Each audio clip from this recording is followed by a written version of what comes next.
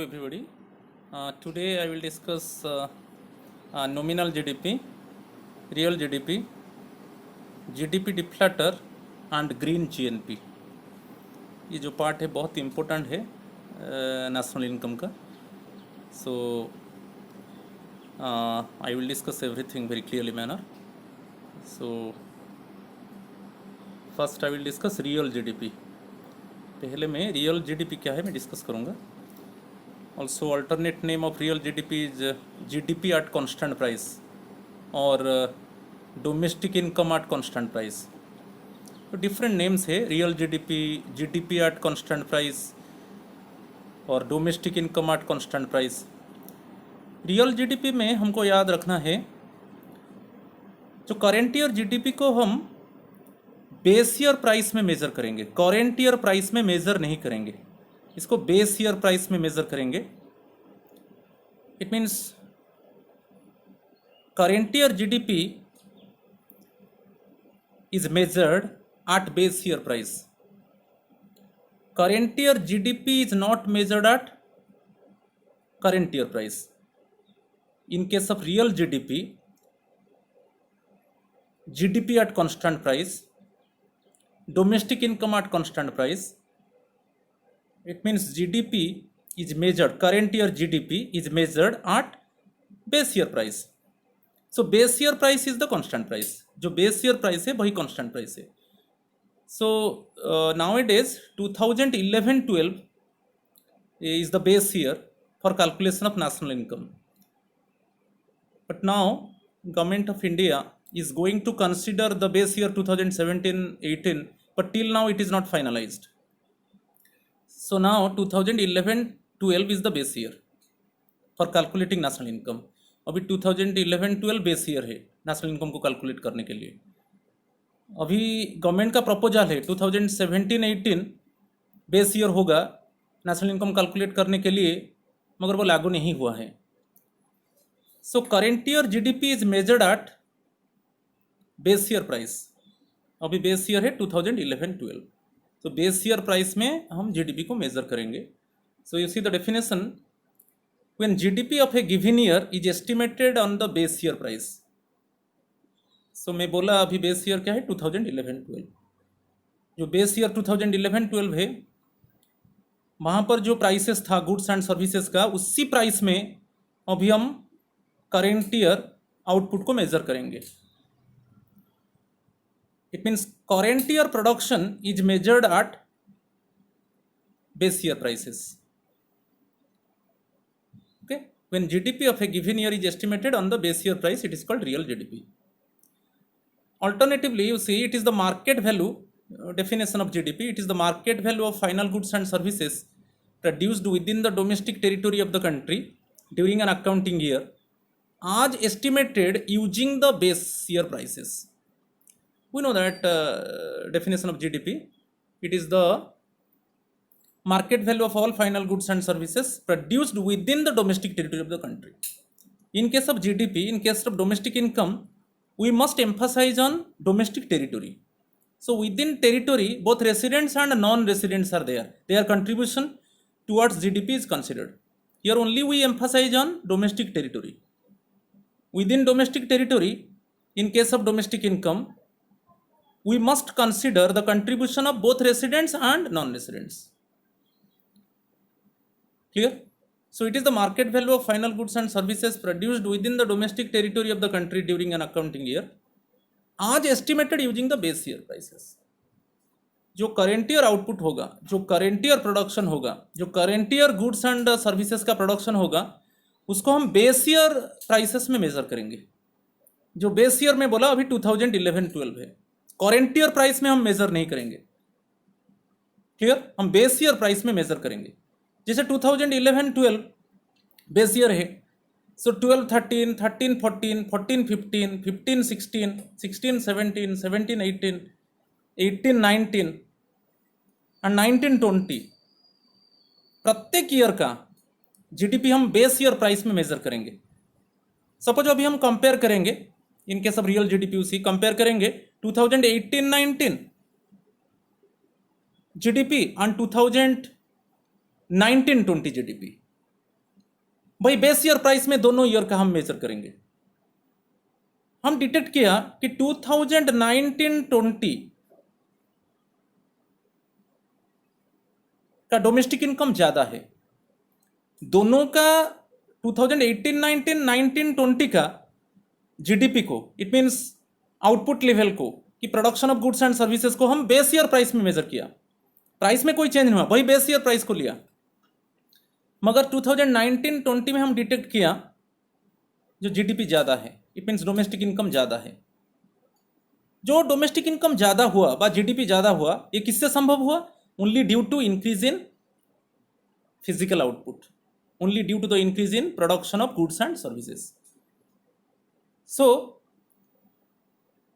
in real GDP we have detected that it is increases, GDP increases due to increase in physical output, due to increase in production of goods and services। जब हम 18-19 और 19-20 का GDP को major किया, वही base year price में हम major किया। 2018-19 में जितना प्रोडक्शन हुआ उसको बेस ईयर प्राइस में मेजर किया, 2011-12 का प्राइस में मेजर किया। 19-20 में जितना प्रोडक्शन हुआ उसको भी बेस ईयर प्राइस में मेजर किया।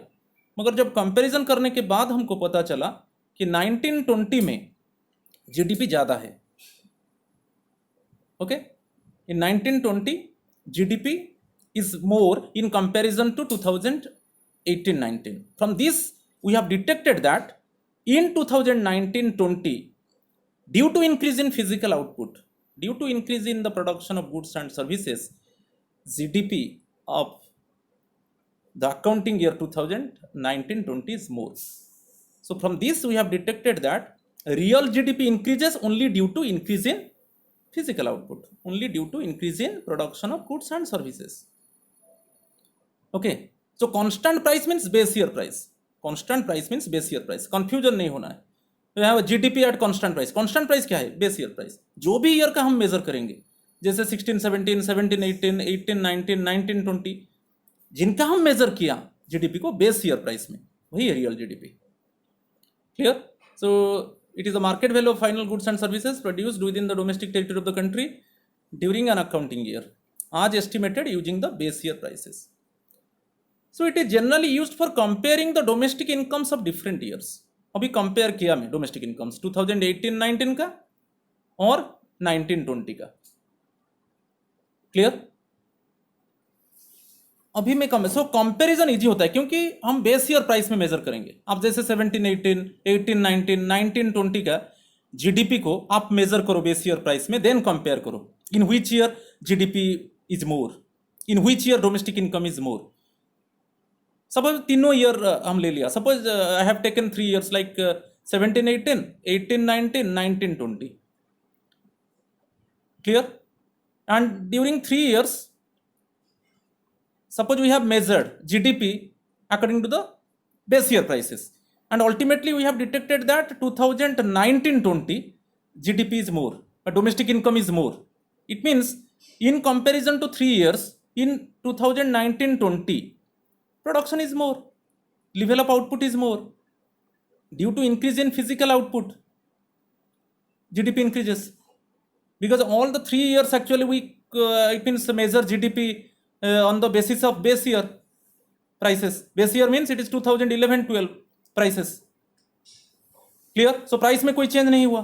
So 2019-20 में जीडीपी ज्यादा है बट डोमेस्टिक इनकम ज्यादा है, किसके वजह से? Due to increase in physical output, क्योंकि प्राइस तो कांस्टेंट है। 17-18 का जीडीपी मेजर किया 11-12 का प्राइसेस में, 18-19 का जीडीपी मेजर किया 11-12 का प्राइसेस में, 19-20 का जीडीपी को मेजर किया 11-12 प्राइसेस में, बेस ईयर प्राइसेस में।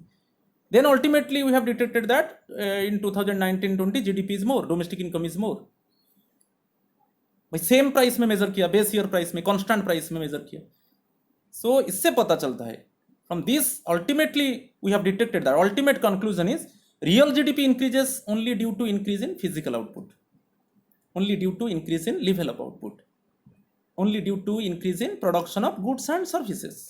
Okay, it is affected, same thing I have written here, it is affected by change in physical output only. जो real GDP में change आएगा वो ओनली किसी के वजह से चेंज आएगा ना, चेंज इन फिजिकल आउटपुट।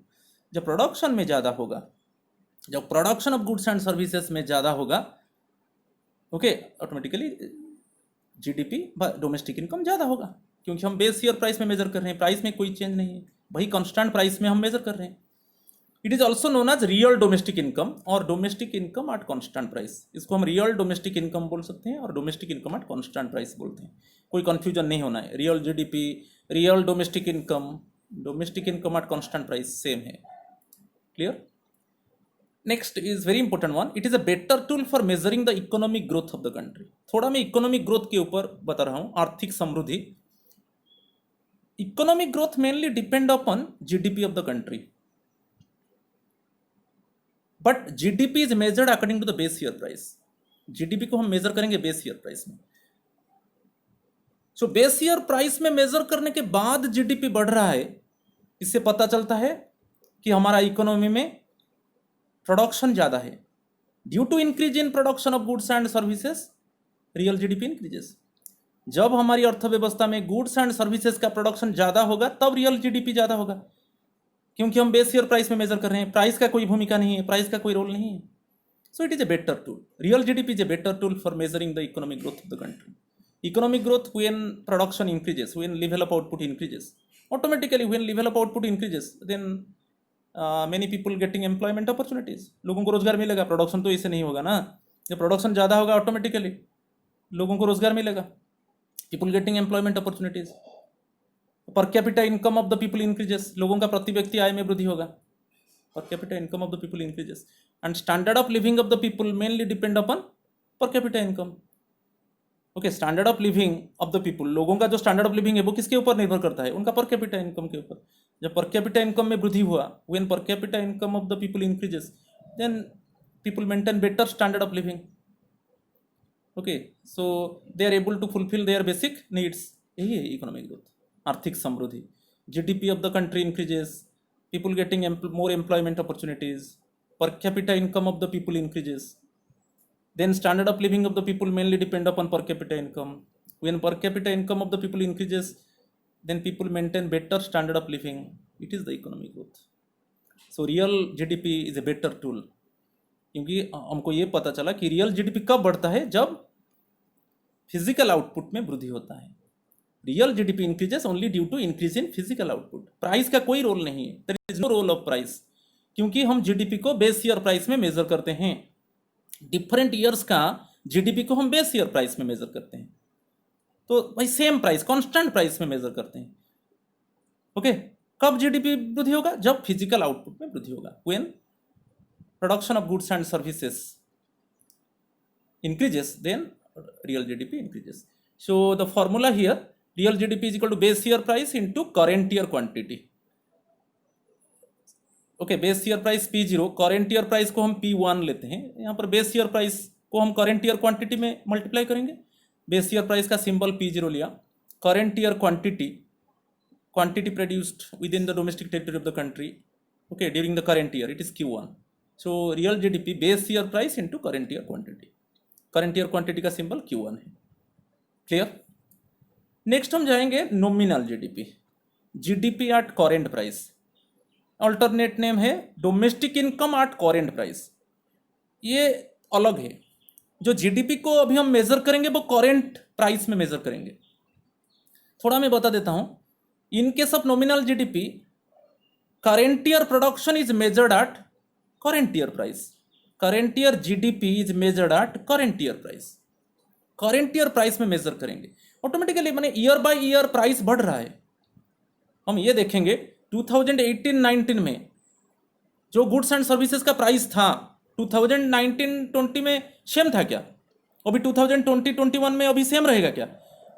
बढ़ रहा है। 18-19 में प्राइस को देखो, 19-20 में you see the prices of goods and services, again you see the 2020-21 price बढ़ रहा है। Year by year price level increases, तो ऑटोमेटिकली जब प्राइस बढ़ जाएगा जीडीपी बढ़ जाएगा।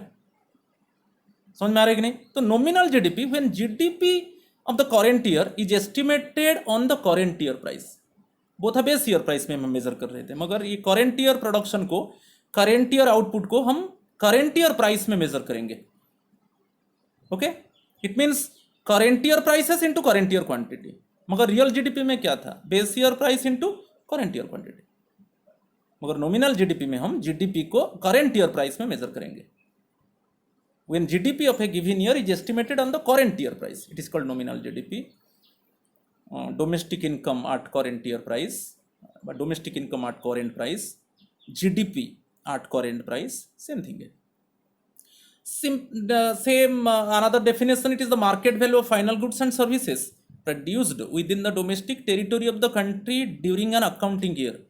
जो अकाउंटिंग ईयर में जो गुड्स एंड सर्विसेज हमारा टेरिटोरी के अंदर प्रोडक्शन होगा, उसका मार्केट वैल्यू में हम मेजर करेंगे। मगर मार्केट वैल्यू जो लेंगे, जो मार्केट वैल्यू क्या है ना, करेंट ईयर प्राइस में मेजर करेंगे। Okay, it is the market value of all final goods and services produced with in the domestic territory of the country during an accounting year as estimated using the current year prices. भाई current year price में हम measure करेंगे, current production को current year prices में measure करेंगे। It is nominal GDP, it is domestic income at current price, GDP at current price, same thing है। Clear?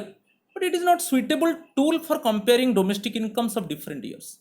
Different years का GDP को major करने के लिए सुइटेबल टूल नहीं है, क्योंकि अभी आप कंपेयर करेंगे 2018-19 का जीडीपी, 2019-20 का जीडीपी। 18-19 का जीडीपी 18-19 का प्राइस में मेजर होगा, 19-20 का जीडीपी 19-20 का प्राइस में मेजर होगा। मगर जब प्राइस हम कंपेयर करेंगे, definitely prices of goods and services during the year 2019-20 definitely more than prices of goods and services during the year 2018-19। यदि हम कंपेयर करेंगे प्राइसेस को, prices of goods and services को 1920 और 18-19 में, डेफिनेटली 1920 में प्राइस ज़्यादा था, क्योंकि प्राइस बढ़ रहा है, ईयर बाय ईयर प्राइस बढ़ रहा है। आप अभी देख लो 1920 में जो गुड्स का प्राइस था अभी वही है, अभी ज़्यादा है, अभी हम कंपेयर करेंगे ज़्यादा है, ईयर बाय ईयर प्राइस बढ़ रहा है। ओके, सो 18-19 में हम जब जीडीपी को कंपेयर करेंगे, सपोज कोई फिजिकल आउटपुट में वृद्धि नहीं हुआ मगर जीडीपी बढ़ गया। क्यों जीडीपी क्यों बढ़ा? क्योंकि 2019-20 में प्राइस बढ़ गया in comparison to the prices of 2018-19। इसके वजह से 2019-20 का जीडीपी बढ़ गया, और इसमें कोई फिजिकल आउटपुट में कोई वृद्धि नहीं हुआ। Okay, there was no increase in production of goods and services, मगर जीडीपी बढ़ गया। जीडीपी बढ़ने का कारण है करंट ईयर प्राइस बढ़ गया, करंट ईयर प्राइस बढ़ने से जीडीपी बढ़ गया। So it is not A suitable tool for comparing domestic incomes of different years. It is affected by change in both price and physical output. कभी कभी price जब बढ़ जाता है, इसको थोड़ा मैं क्लैरिफाई करना चाहता हूँ, it is affected by changes in both price and physical output. क्योंकि जब प्राइस बढ़ जाएगा, कभी क्या होता है ना, प्रोडक्शन में वृद्धि नहीं हुआ, लेवल ऑफ आउटपुट में कोई वृद्धि नहीं हुआ, there is no increase in production of goods and services, but GDP increases. It means due to increase in current year prices. जब current year price बढ़ जाएगा तब GDP का वैल्यू बढ़ जाएगा, मगर उसमें प्रोडक्शन में कोई परिवर्तन नहीं हुआ, प्रोडक्शन में कोई वृद्धि नहीं हुआ, हो सकता है। और एक कॉमन कारण है, जब फिजिकल ऑटोमेटिकली जब फिजिकल आउटपुट बढ़ जाएगा, जब प्रोडक्शन बढ़ जाएगा, जब production of goods and services बढ़ जाएगा तब जीडीपी बढ़ जाएगा। तो दोनों अफेक्ट होता है, मगर ज़्यादातर क्या होता है, हम ये जो नॉमिनल जीडीपी में हम डिटेक्ट करते हैं कि कभी कभी करेंट ईयर प्राइस बढ़ जाता है, करेंट ईयर प्राइस बढ़ने से जीडीपी बढ़ जाता है, मगर फिजिकल आउटपुट में कोई वृद्धि नहीं होता है, मगर जीडीपी बढ़ जाता है। हमें जीडीपी बढ़ गया, GDP increases, but what way GDP increases? First you check in what way GDP increases. One side price increases definitely in compared to the previous year price increases. So due to increase in price, GDP increases. Other side there is no increase in physical output. There is no increase in production of goods and services. Clear? It is also known as nominal domestic income or domestic income at current price. मैं बोल चुका हूँ. It is not better tool for measuring economic growth of the country. ये economic growth को measure करने के लिए better tool नहीं है. Better tool इसीलिए नहीं है क्योंकि GDP बढ़ जाता है प्राइस बढ़ने से। करेंट ईयर प्राइस बढ़ जाता है तब जीडीपी बढ़ जाता है, मगर करेंट ईयर में प्रोडक्शन में कोई वृद्धि नहीं हुआ। Okay, GDP increases without increase in physical output, GDP increases without increase in physical output, only GDP increases due to what, increase in what, current year price. Clear. So for this reason it is not a better tool. क्योंकि economic growth means हमको क्या देखना है, हमको GDP को देखना है. GDP बढ़ रहा है कि कम है. जीडीपी जब प्रोडक्शन बढ़ जाएगा, जब प्रोडक्शन बढ़ेगा, जब लेवल ऑफ आउटपुट बढ़ेगा, ऑटोमेटिकली लोगों को ज़्यादा रोजगार मिलेगा, लोगों का प्रति व्यक्ति आय में वृद्धि होगा, लोगों का जीवन स्तर में वृद्धि होगा. वही इकोनॉमिक ग्रोथ है. और ये जो नॉमिनल जीडीपी, ये क्या है, इसमें क्या है ना, कभी कभी क्या है ना, जीडीपी बढ़ जाता है मगर फिजिकल आउटपुट में कोई परिवर्तन नहीं है. GDP value of the GDP increases without increase in physical output, because GDP increases only due to increase in current year prices. तो इसीलिए it is not a better tool for measuring the economic growth of the country. Okay, so formula nominal GDP it is current year price. Current year price का symbol P1 में लिया into current year quantity. Current year quantity Q1, current year price into current year quantity. Clear. Then हम compare करेंगे कौन सा better tool है, nominal GDP है ना रियल जीडीपी है. Which one is the better indicator of economic welfare, which one is the better indicator of economic growth, which one is the better indicator of economic growth, which one is the better indicator of economic welfare. तो ये हम देखेंगे nominal GDP और real GDP, और कारण भी देखेंगे why. So clear है कि रियल जीडीपी बेटर इंडिकेटर है. ओके, कंपेयर करेंगे रियल जीडीपी बेटर इंडिकेटर है due to the following reasons. एक एक कारण मैं बता रहा हूं. We know that real GDP increases due to increase in physical output only. क्योंकि रियल जीडीपी बढ़ता है only due to increase in physical output. जब फिजिकल आउटपुट, जब level of production, level of output बढ़ेगा तब रियल जीडीपी बढ़ेगा. इसमें कोई करंट ईयर प्राइस का कोई भूमिका नहीं है, क्योंकि हम जीडीपी को मेजर करेंगे base year price. Measure the GDP of different years according to the base year price, according to the constant price. Constant price means base year price. Compare the GDP of different years measured at the base year price. GDP of different years is measured, okay, at the base year price. So real GDP increases only due to increase in physical output, but nominal GDP can be increased due to increase in current year prices. मैं बोल चुका हूँ. कोई nominal GDP क्या है, current price में हम major करते हैं. कभी कभी current price बढ़ जाता है, GDP बढ़ जाता है, मगर there is no increase in production of goods and services, there is no increase in physical output. समझ में आ रहा है. मगर जो रियल जीडीपी बढ़ेगा वो only due to increase in physical output. First point है ये. तो इसीलिए real GDP better indicator of economic growth और better indicator of economic welfare. Next one, real GDP is a better measure to compare the physical output of goods and services over different years. मैं इसका उदाहरण दे चुका हूँ. हम different years का GDP को बेस ईयर प्राइस में मेजर करते हैं. GDP of different years is measured at base year price, at constant price. 1718, 1819, 1920 सबका जीडीपी हम बेस ईयर प्राइस में मेजर किया, मगर अल्टीमेटली हम डिटेक्ट किया, तीनों ईयर्स का हम जब डिटेक्ट किया, 1920 में जीडीपी ज़्यादा है. तो 1920 में जीडीपी ज़्यादा है मीन्स 1920 में प्रोडक्शन ज़्यादा था, लेवल ऑफ आउटपुट ज़्यादा था, लेवल ऑफ प्रोडक्शन ज़्यादा था. इसीलिए 1920 का GDP is more in compare to other years like 1718 and 1819. So it is a better measure. Real GDP is a better measure to compare the physical output of goods and services over different years. Actually real GDP से जब हम GDP of different years, when GDP of different years is measured according to the base year price, तब हमको पता चलेगा कि प्रत्येक year में कितना कितना GDP बढ़ गया. GDP बढ़ रहा है ना कम हो रहा है ईयर बाय ईयर. इसमें कोई करंट प्राइस का कोई भूमिका नहीं है. वही कांस्टेंट प्राइस, वही बेस ईयर प्राइस में अभी सभी ईयर का जीडीपी को मेजर करेंगे, तब हमको पता चलेगा ओके कि फिजिकल आउटपुट में वृद्धि हो रहा है कि नहीं इकोनॉमी में. ओके, जब फिजिकल आउटपुट में वृद्धि होगा तब हमको पता होना है नहीं लोगों को ज़्यादा लोगों को रोजगार मिला, क्योंकि it means from real GDP easily we can detect that whether physical output or level of output or level of production increases in the economy or not. When real GDP increases, then we have detected that is physical output in the economy increases. So due to this, definitely more people got employment opportunities. Per capita income of the people, it means was more. and definitely people maintain better standard of living. It is related to the economic growth. So real GDP को हम economic growth से relate करते हैं और nominal GDP को नहीं, क्योंकि nominal GDP बढ़ जाता है, कैसे बढ़ जाता है ना, प्राइस बढ़ गया, करेंट ईयर प्राइस बढ़ गया, नॉमिनल जीडीपी बढ़ गया.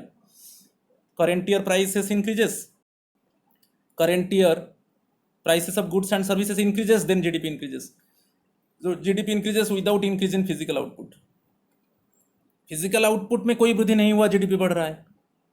तो इससे पता चलता है कि फिजिकल आउटपुट में कोई वृद्धि नहीं हुआ तो ज़्यादा लोगों को रोजगार नहीं मिला, तो लोगों का पर कैपिटा इनकम कैसे बढ़ेगा,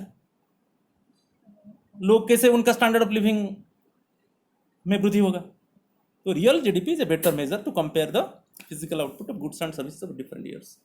देन इंटरनेशनल कंपैरिजन में भी हम रियल जीडीपी लेते हैं. Real GDP facilitates international comparison of economic performance. हम we want to measure the economic performances of different countries, then we consider the real GDP of different countries. We compare the real GDP of different countries, and then it means getting conclusion. Okay. Economic performance of which countries are better? Only from real GDP. क्योंकि real GDP में हमारा जो GDP measure होता है, जो production of goods and services measure होता है, वो बेस ईयर प्राइस में मेजर होता है. तो सभी कंट्रीज का हम जब इकोनॉमिक परफॉर्मेंसेस को मेजर करेंगे तब हम रियल जीडीपी लेंगे. Okay, when we measure the economic performances, when we compare the economic performances of different countries, then in this case we consider real GDP. So real GDP can give the clear picture of economic performances of different countries. Clear? Then real GDP eliminates the effect of change in prices. Effect of change in prices ये बहुत interesting है. जब हम real GDP major करते हैं, हमारा current prices का कोई भूमिका नहीं है. We do not consider the current prices of goods and services when we measure real GDP. जब हम रियल जीडीपी को मेजर करेंगे तो अब current prices of goods and services का कोई रोल नहीं है, क्योंकि हम जीडीपी को मेजर करेंगे बेस ईयर प्राइस में. So simply it eliminates the effect of change in prices, effect of change in prices in the current year, क्योंकि हम बेस ईयर, वही बेस ईयर प्राइस को लेकर हम जीडीपी मेजर करेंगे. तो करंट ईयर प्राइसेस का कोई भूमिका नहीं है. But nominal GDP does not. Nominal GDP current year price में मेजर होता है. करंट ईयर प्राइस बढ़ जाता है, जीडीपी बढ़ जाता है. When current year price increases, then GDP increases, nominal GDP increases. Clear? So it means due to this actually real GDP is a better tool for measuring economic growth, or it is a better tool for measuring economic welfare of the people. Reasons में दिया. Clear? Then suppose same thing, nominal national income or national income at current prices. वही same thing है, just वहां पर GDP था, ये national income है. National income means it is the just you suppose national income at current prices में definition बता रहा हूँ. It is the market value of all final goods and services produced by only residents with in territory of the country and from abroad during an accounting year. Difference यही है, GDP में domestic income में हमको domestic territory देखना है. Domestic territory के अंदर कितना प्रोडक्शन है उसका मार्केट वैल्यू लेंगे. मगर नेशनल इनकम, ये जो नॉमिनल नेशनल इनकम है, national income first national income बता रहा हूँ डेफिनेशन, देन हम नॉमिनल को जाएंगे. जो नेशनल इनकम है, हम डोमेस्टिक टेरिटरी के ऊपर इंपॉर्टेंस नहीं देंगे. नेशनल इनकम में हमको किसको इंपॉर्टेंस देना है? रेसिडेंट्स को. Those are the residents of the country. Clear? So in case of national income, it is the market value of all final goods and services produced by the residents within territory and from abroad during an accounting year. जो हमारा territory से residents जो उनका contribution है और हमारा residents का contribution जो अब्रोड में है, वो दोनों का हम लेंगे.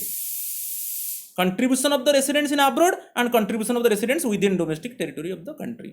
मगर ओनली रेसिडेंट्स को लेना है. मगर जीडीपी में क्या था? Only with in domestic territory. हम ये नहीं देखेंगे, रेसिडेंट्स और नॉन रेसिडेंट्स को नहीं देखेंगे in case of domestic income और इन केस ऑफ जीडीपी. इसलिए तो gross domestic product, domestic territory. Okay, here nominal national income. Nominal case में नेशनल इनकम को मेजर करेंगे हम करेंट ईयर प्राइस में. National income of a given year is estimated on the current year price में बोल चुका हूँ. जो नेशनल इनकम को मेजर करेंगे करेंट ईयर प्राइस में, उसी को नॉमिनल नेशनल इनकम बोलेंगे. By national income at current prices बोलेंगे, it is called nominal national income. तो सिंपली वही डेफिनेशन में बता चुका हूँ already, I have discussed. It is the market value of final goods and services produced by the residents within the domestic territory of the country and in abroad during an accounting year as estimated using the current year prices। जो residents का contribution with in territory में है और जो abroad में है, दोनों का लेंगे, उसका मार्केट वैल्यू लेंगे, मगर मार्केट वैल्यू जो होगा वो करेंट ईयर प्राइसेस में उसको मेजर करेंगे। Market value means current year prices में मेजर करेंगे। So simply it is the market value of final goods and services produced by the residents with in the domestic territory of the country and in abroad during an accounting year as estimated using the current year prices. Clear. Similarly real national income, यहाँ पर national income हम measure करेंगे base year price में। National income को measure करेंगे base year price में। When national income is measured at base year price और constant price. Base year price is constant price, confusion नहीं होना है। So when national income of a given year is estimated on the base year price, it is called real national income.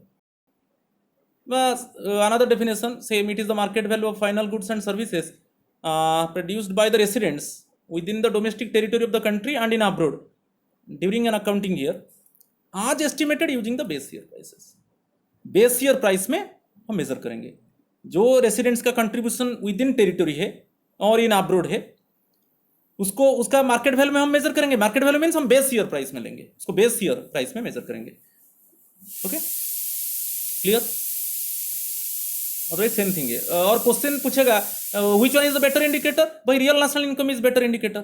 आपको same reasons देना है, जैसे हम real GDP बोला है, real GDP is better indicator. यहाँ पर हम देखेंगे nominal national income, real national income, which one is the better indicator of economic growth, और which one is the better indicator of economic welfare of the people. तब हम real national income को लेंगे। Real national income is the better indicator of economic growth और better tool for economic welfare of the people. और same reason देना है, जो reason था वही सेम रीजन देना है, ओनली जीडीपी के जगह आपको नेशनल इनकम लिखना है। ठीक है।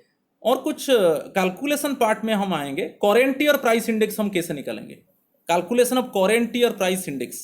थोड़ा आइडिया देता हूँ, सभी समय याद रखना, जो बेस ईयर का प्राइस इंडेक्स है वो 100 है। Base year price index is 100। Suppose मैं एक उदाहरण देता हूँ, एक एग्जाम्पल देता हूँ। बेस ईयर प्राइस इंडेक्स 100 है, करेंट ईयर प्राइस इंडेक्स 110 है।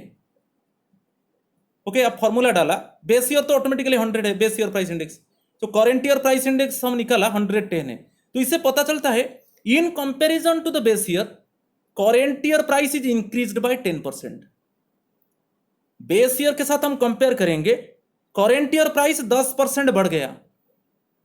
सपोज और एक एग्जांपल देता हूं, base year index it is 100, always 100, but हम फॉर्मूला डाल के निकाला करेंट ईयर प्राइस इंडेक्स 120 है। So it means in comparison to the base year current year price is increased by 20%। Current year price अभी 20% बढ़ चुका है in comparison to the base year price. तो वही है, देखिए करेंट ईयर प्राइस इंडेक्स जब आप निकालोगे, then nominal GDP you know, GDP measured at current year prices, nominal GDP into 100 numerator में रहेगा, डिवाइडेड बाय डिनोमिनेटर में रहेगा real GDP. Real GDP it is GDP measured at base year price, GDP measured at base year price. और national income calculation के लिए base year 2011-12 है। Clear. Nominal GDP into 100 by real GDP. और national income दिया है तो numerator में क्या रहेगा, nominal national income. Nominal national income, nominal national income, national income is measured eight current year prices into 100 divided by denominator में क्या रहेगा, real national income. Real national income is measured at base year prices.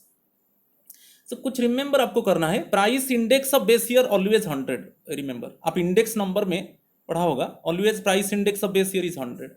And in question E price index given, price index means it is the current year price index, you remember.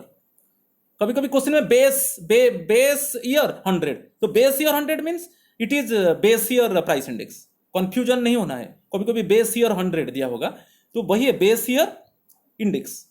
So base year price index always 100। मगर जब आप question पूछेगा कि आप price index निकालो, price index means it is current year price index. Okay, so price index means it is current year price index, same चीज में लिखा। देखो एक क्वेश्चन है, रियल जीडीपी दिया है और देखो यहां पर दिया है with base 100, base means base year का प्राइस इंडेक्स, वो है, कंफ्यूजन नहीं होना है। Price index is 110, price index is 110 means it is current year price index 110। Okay, calculate nominal GDP, directly आपको फॉर्मूला डालना है। रियल जीडीपी दिया है, करेंट ईयर प्राइस इंडेक्स दिया है 110, current year price index 110 means, current year price index 110 means in comparison to the base year, in current year price is increased by 10%. In comparison to the base year, current year price is increased by 10%. Clear? So price index हम निकालेंगे, price index means it is current year price index. तो nominal GDP into 100 by real GDP, तो nominal GDP आप निकालो rupees 220, nominal GDP automatically ज़्यादा आएगा। Okay देखो real GDP कितना है, 200 है, रुपीज 200 है, नॉमिनल जीडीपी रुपीज 220 है। ज़्यादा क्यों है? क्योंकि हम बेस ईयर से कंपेयर करेंगे, करेंट ईयर में प्राइस कितना बढ़ा है, 10% बढ़ा है, क्योंकि करेंट ईयर प्राइस इंडेक्स 110 है। क्लियर? अभी क्लियर अंडरस्टूड और not? The next question, if the nominal GDP is rupees 1200 and price index is 120, price index means current year price index is 120, clear? Calculate real GDP, real GDP हम निकालेंगे, तो price index यहाँ पर 120 दिया है means इससे हमको clear है कि in comparison to the base year current year price is increased by 20%। हम बेस ईयर प्राइस के साथ करेंट ईयर प्राइस को तुलना करेंगे, current year price base year price से 20% ज़्यादा है, तो ऑटोमेटिकली नॉमिनल जीडीपी ज़्यादा होगा, क्योंकि नॉमिनल जीडीपी को हम करेंट प्राइस में मेजर करते हैं, रियल जीडीपी को हम बेस प्राइस में मेजर करते हैं। तो देखते हैं अभी, देखो रियल जीडीपी कम आएगा, तो सेम फॉर्मूला आप डालो, price index is equal to nominal GDP into 100 by real GDP, value डाल दो। करेंट ईयर प्राइस इंडेक्स 120 दिया है, नॉमिनल जीडीपी 1200 रुपीज़ दिया है, into 100 divide by real GDP, आप रियल जीडीपी को निकालो, रियल जीडीपी ऑटोमेटिकली कम आया, क्योंकि यहाँ पर नॉमिनल जीडीपी ज़्यादा है, रियल जीडीपी 1000 है मगर नॉमिनल जीडीपी 1200 है। इसका मेन कारण है क्योंकि जो प्राइस इंडेक्स दिया है करेंट ईयर प्राइस इंडेक्स 120 है, क्योंकि करेंट ईयर प्राइस इंडेक्स से हमको पता चलता है कि बेस ईयर प्राइस की तुलना में करेंट ईयर प्राइस कितना ज़्यादा है परसेंटेज के हिसाब से। सो प्राइस इंडेक्स 120 दिया है मीन्स इससे क्लियर है कि current year price is increased by 20% in comparison to the base year price. Okay, similarly third question, real GDP दिया है, नॉमिनल जीडीपी दिया है, डायरेक्टली प्राइस इंडेक्स निकालो। Real GDP 300, nominal GDP 330, nominal GDP ज़्यादा है, nominal GDP ज़्यादा है means current year price index automatically it is more than 100. You see price index nominal GDP into 100 by real GDP, current year price index directly निकालो 110 है, 110 means current year price index 110 means इसको कैसे clarify करेंगे कि हम base year prices के साथ current year price को तुलना करेंगे, हमको पता चलेगा कि current year price is increase by 10%। हम बेस ईयर प्राइसेस के साथ कंपेयर करेंगे करेंट ईयर प्राइस को, ओके इससे पता चलता है कि current year price is increased by 10%। तो इसलिए देखो नॉमिनल जीडीपी कितना है 330 है, रियल जीडीपी 300 है, तो नॉमिनल जीडीपी ज़्यादा होने का कारण क्या है? क्योंकि current year price base year price से ज़्यादा है। कितना ज़्यादा है? 10% ज़्यादा है। हमें ये निकाला ना, अभी समझ में आया जो प्राइस इंडेक्स का क्या ये है रोल है। सो सेम थिंग लगा, it means in comparison to the base year in current year price is increase by 10%। Same another question, real GDP given price given nominal GDP आपको calculate करना है, same formula डाल के आप निकाल दो। Okay यहाँ पर एक्स में लेकर किया, नॉमिनल जीडीपी मिसिंग है एक्स ले लिया, वहाँ पर नॉमिनल जीडीपी ऐसे लिखता था, यहाँ पर नॉमिनल जो मिसिंग है उसको एक्स ले लिया, तो एक्स का वैल्यू निकालना है। ओके नॉमिनल जीडीपी 300 है, क्लियर। देन और एक इंपॉर्टेंट कॉन्सेप्ट को आएंगे, जीडीपी डिफ्लेटर। जीडीपी डिफ्लेटर आपको कंफ्यूजन नहीं होना है, जीडीपी डिफ्लेटर जो है वही प्राइस इंडेक्स है, करेंट ईयर प्राइस इंडेक्स। सो ये जीडीपी डिफ्लेटर से हमको क्या पता चलेगा कि बेस ईयर की तुलना में करेंट ईयर में प्राइस कितना चेंज हुआ, क्योंकि जो इंडेक्स नंबर है, इंडेक्स नंबर का डेफिनेशन क्या है? Index number actually is a device to measure the magnitude change of the variable, to measure the magnitude change of the variable. Okay so यहां पर वेरिएबल, मेन वेरिएबल क्या है? Price है। So price index measures the magnitude change in price level in current year in comparison to the base year, हम only price change को देखेंगे। Current year में कितना प्राइस चेंज हुआ in comparison to the base year, वो confusion नहीं है। जो जीडीपी डिफ्लेक्टर है वही प्राइस इंडेक्स है। प्राइस इंडेक्स में डिस्कस किया ना प्रीवियस में, तो जीडीपी डिफ्लेक्टर जो है वही प्राइस इंडेक्स है। वो जीडीपी डिफ्लेक्टर से हमको पता चलता है कि करेंट ईयर प्राइस में कितना चेंज आया परसेंटेज के हिसाब से, करेंट ईयर प्राइस में कितना चेंज आया in comparison to the base year prices. Clear? Current year prices में कितना चेंज आएगा, करेंट ईयर प्राइसेस बढ़ रहा है कि करेंट ईयर प्राइसेस कम हो रहा है, whether current year prices increases और करेंट ईयर प्राइसेस डिक्रीजेस, हम जीडीपी डिफ्लेक्टर से ही मेजर करेंगे। भाई प्राइस इंडेक्स है ना, वही जीडीपी डिफ्लेक्टर में बोला प्राइस इंडेक्स, और price index current year price index में डिस्कस कर चुका हूँ, उसका फॉर्मूला बोल चुका हूँ, nominal GDP into 100 by real GDP बोल चुका हूँ आपको, सेम है जीडीपी डिफ्लेक्टर। तो GDP deflector measures the average level of prices of goods and services produced in the economy during an accounting year. हम मेजर करते हैं average level of prices of goods and services.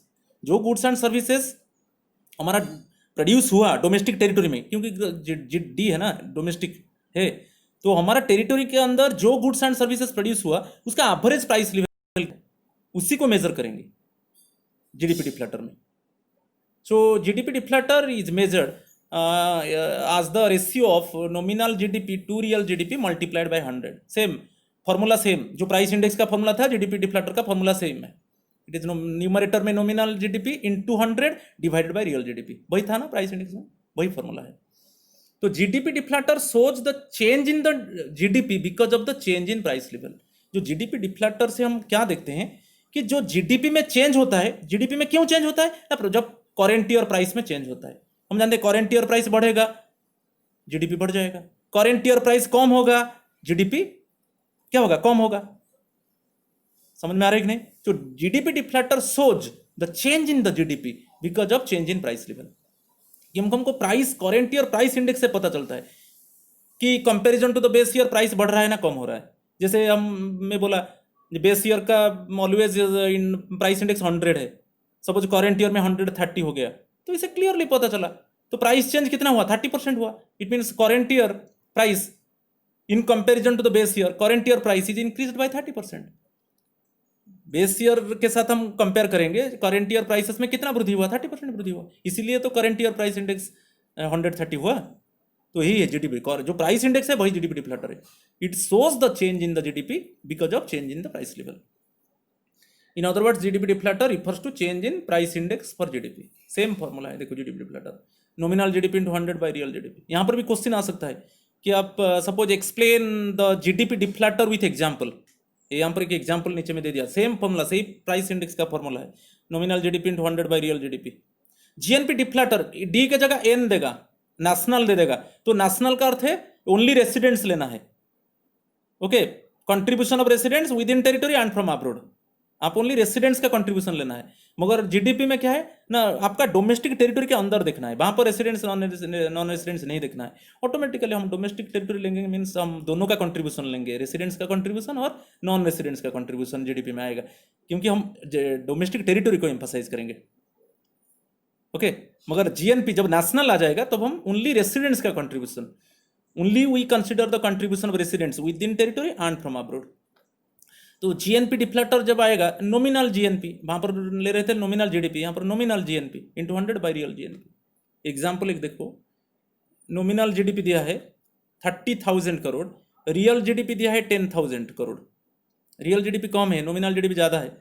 It means main कारण क्या है, कारण यही है कि हम बेस ईयर प्राइसेस के साथ तुलना करेंगे तो करेंट ईयर प्राइस परसेंटेज के हिसाब से ज़्यादा है। तो कैलकुलेट जीडीपी डिफ्लेक्टर, यार GDP deflator nominal GDP into 100 by real GDP. Okay, nominal GDP दिया है, रियल जीडीपी दिया है, तो यहाँ पर 300 आ गया। सो वही प्राइस इंडेक्स 300 है, GDP deflector 300 means price index 300 है। सो प्राइस इंडेक्स 300 मीन्स हमको बेस ईयर प्राइस इंडेक्स क्या है, 100 है, बेस ईयर प्राइस इंडेक्स 100 है।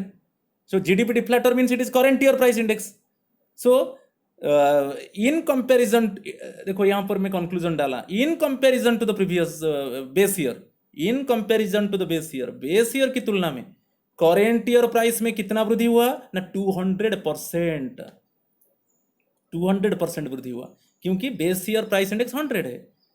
अभी जो जीडीपी डिफ्लेक्टर है मैं बोला उसका अल्टरनेट नेम क्या है, प्राइस इंडेक्स है, price index means current year price index 300 है, तो इसलिए it means it implies that in comparison to the base year current year price is increase by 200%। जब करंट ईयर प्राइस 200% बढ़ गया in comparison to the base year price, तो अब देखो nominal GDP बहुत ज़्यादा हो गया। ये रियल जीडीपी 10,000 करोड़ से, क्योंकि हम बेस ईयर प्राइस में मेजर करते हैं, मगर नॉमिनल जीडीपी को हम करंट ईयर प्राइस में मेजर करेंगे, और current year price base year price के साथ हम कंपेयर करेंगे। Current year price is hiked by is increased by 200% in comparison to the base year price, तो इसलिए 30,000 हो गया नॉमिनल जीडीपी। समझ में आ रहा है? तो अभी क्लियर हो जाओगे। लास्ट पार्ट है ग्रीन जीएनपी। प्रोडक्शन होगा, मैं थोड़ा आइडिया देता हूँ, प्रोडक्शन होगा पर without exploitation of natural resources, without polluting environment. अभी देखो प्रोडक्शन हो रहा है, ज़्यादा प्रोडक्शन हो रहा है, अभी farmers they are using more chemical fertilisers, वो ज़्यादा केमिकल फर्टिलाइजर्स डाल रहे हैं। Only we are consuming chemical crops. Year by year, they use more chemicals to increase the production. Every year ज़्यादा से ज़्यादा केमिकल वो डालते हैं प्रोडक्शन को बढ़ाने के लिए। प्रोडक्शन बढ़ रहा है, मगर उसमें क्या है ना, लैंड लूजेस फर्टिलिटी पावर, जो लैंड का फर्टिलिटी पावर है वो कम हो रहा है। Okay, it directly adversely affects the nitrogen fixation of the land. Due to this land loses its nutrition capacity. इसी बार हम 6 kg डाला, फिर नेक्स्ट ईयर हम 10 kg डालेंगे, फिर नेक्स्ट ईयर हम 15 kg डालेंगे, तो automatically it would be threatening for the future generation. जो फ्यूचर जनरेशन जब वो लैंड को यूज करेंगे तब वो लैंड फ्यूटाइल है, क्योंकि उसमें कोई फर्टिलिटी पावर नहीं है, वो फर्टाइल नहीं है। ओके, तो प्रोडक्शन के नाम पे हम पॉल्यूट करेंगे, एनवायरनमेंट को पॉल्यूट कर रहे हैं, एयर पोल्यूशन हो रहा है, वाटर पोल्यूशन हो रहा है, और नेचुरल रिसोर्सेज जैसे हम I think massively we have used natural resources.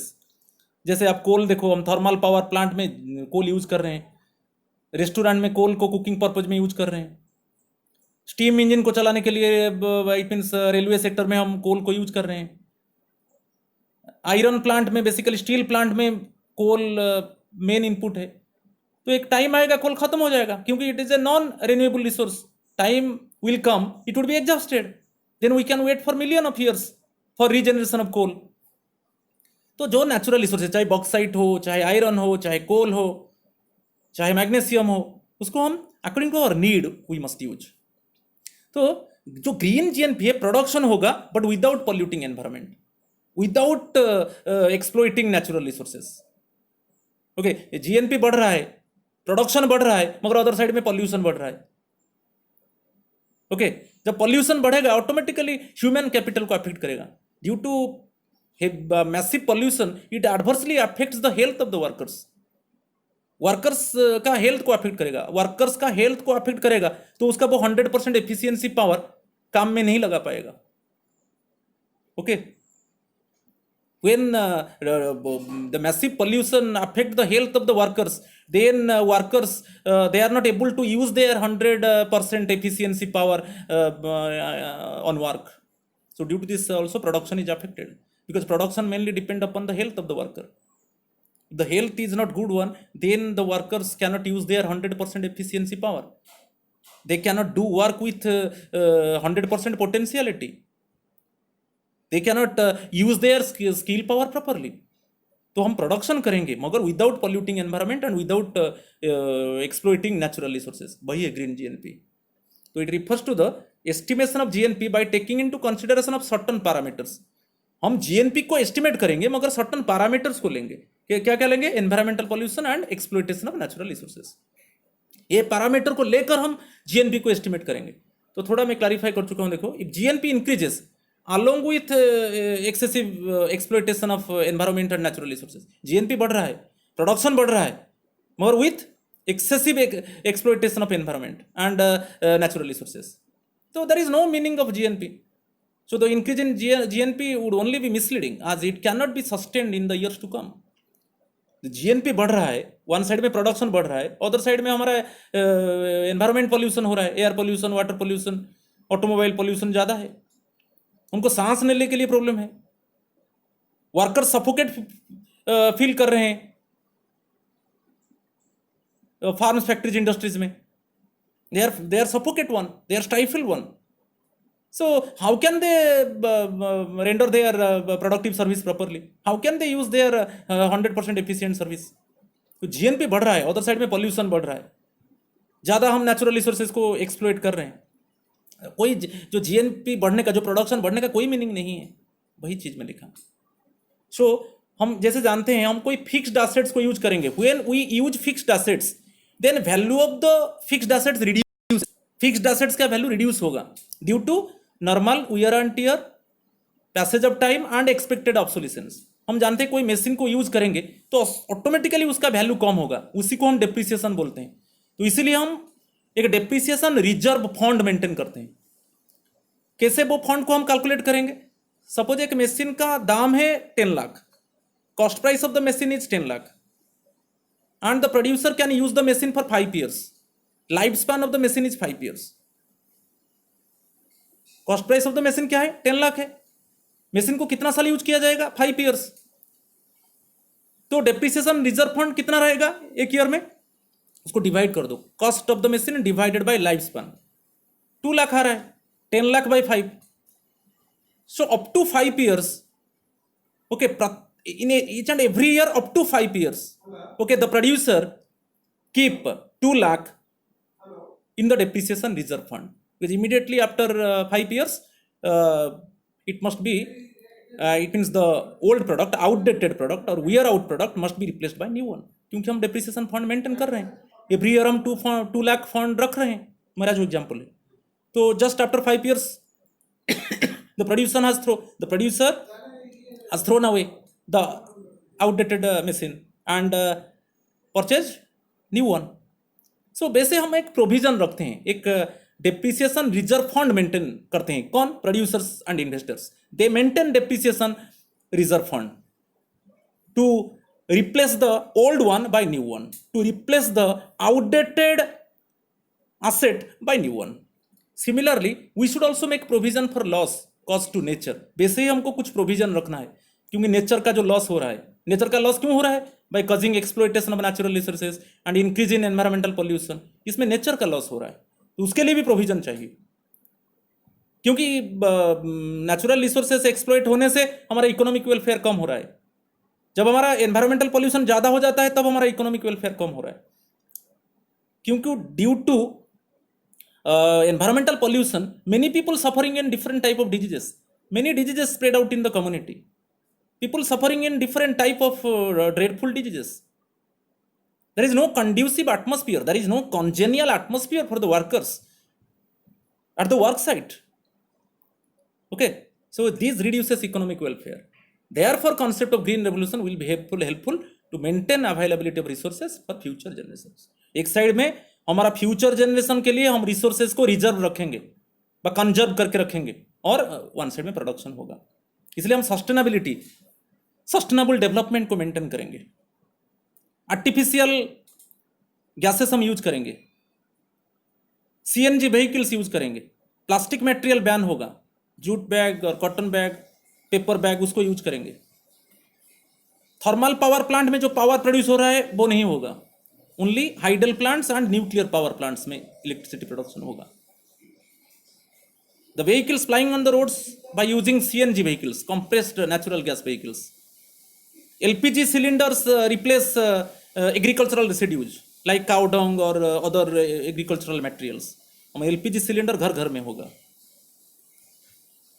प्रत्येक इंडस्ट्रीज में वेस्ट वाटर ट्रीटमेंट प्लांट होगा। They cannot ejaculate water freely, they must develop water treatment plant. तो प्रोडक्शन होगा, मगर अदर साइड में क्या होगा? जैसे हमारा फ्यूचर जनरेशन को कोई खतरा नहीं होगा। Okay, so GNP increases in the economy without polluting environment, without exploiting more natural resources, without adversely affecting future generation. Okay, so मेरा वीडियो अच्छा लगा तो मुझे सब्सक्राइब प्लीज़ कीजिए। आगे मैं और अच्छा वीडियो लाऊंगा। मेरा चैनल है असित सर इकोमानिया, मुझे प्लीज़ सब्सक्राइब कीजिए, ठीक है? Thank you. Then again means in the next class I will discuss GDP and welfare।